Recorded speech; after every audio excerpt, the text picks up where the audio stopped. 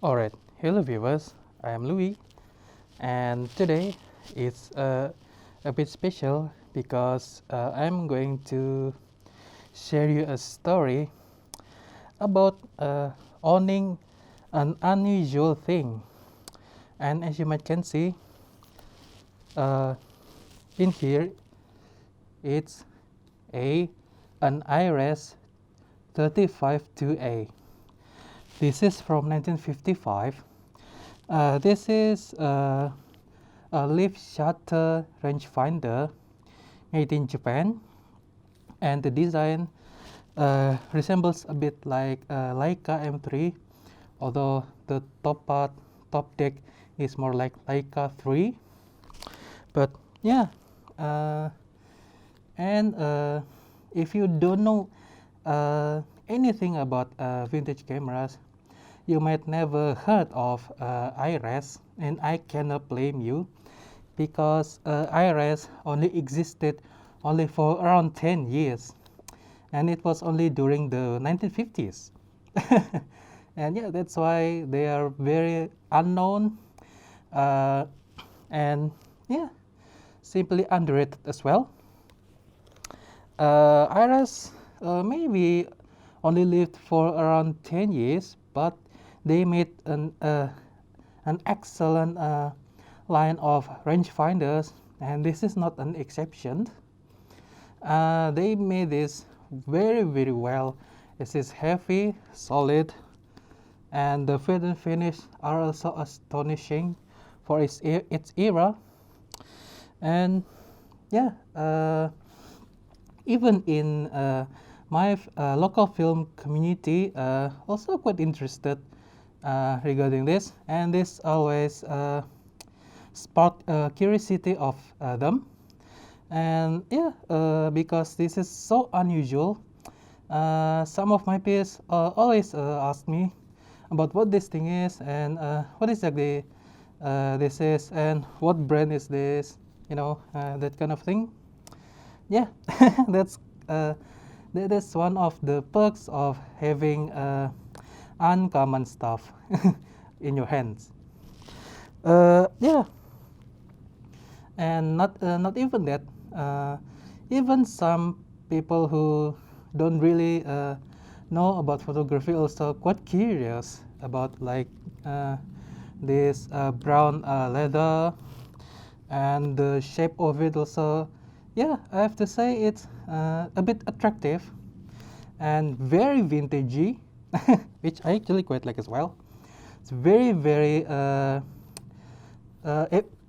era fitting, if you know what I mean.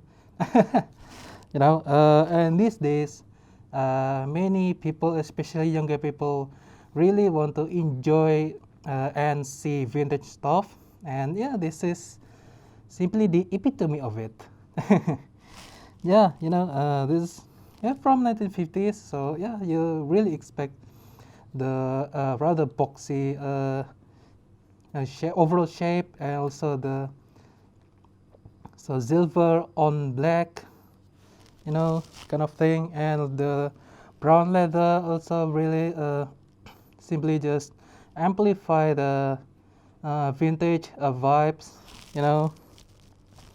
and yeah, despite this grabs attention of people, to me as the actual user, at times I have to put on with some of the shortcomings with this IRES, and particularly the shutter.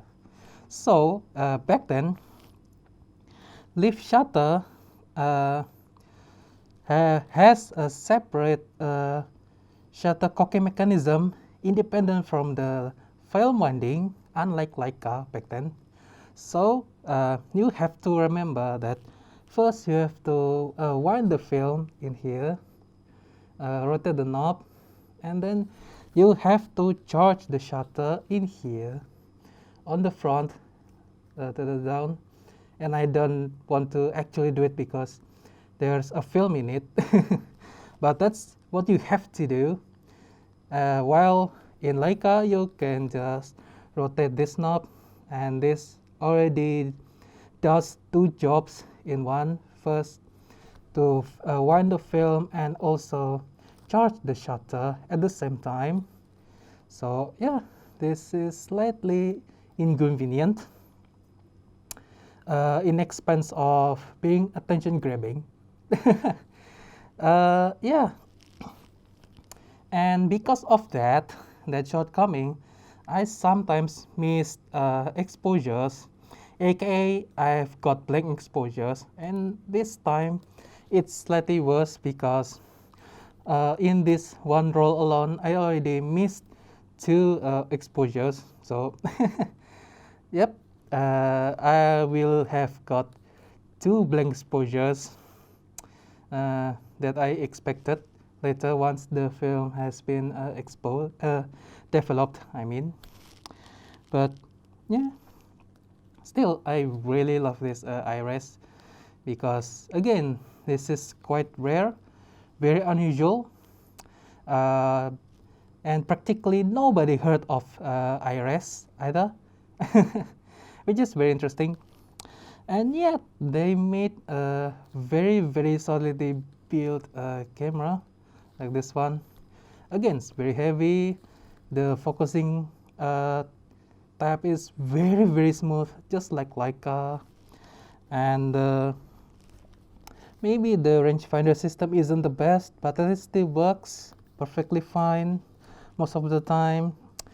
And the shutter speeds are adequate. It ranges between 1 second up to 500, although I believe it's not exactly 500, maybe more like 1/350th.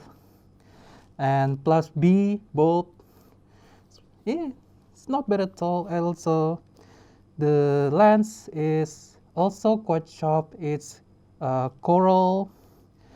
It's called coral lens, 50mm f2.8. It's not bad at all. And yeah, as I said again, it is absolutely sharp. I cannot believe it. It's just magnificent.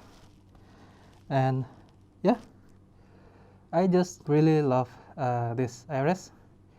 Yeah, I'm sure.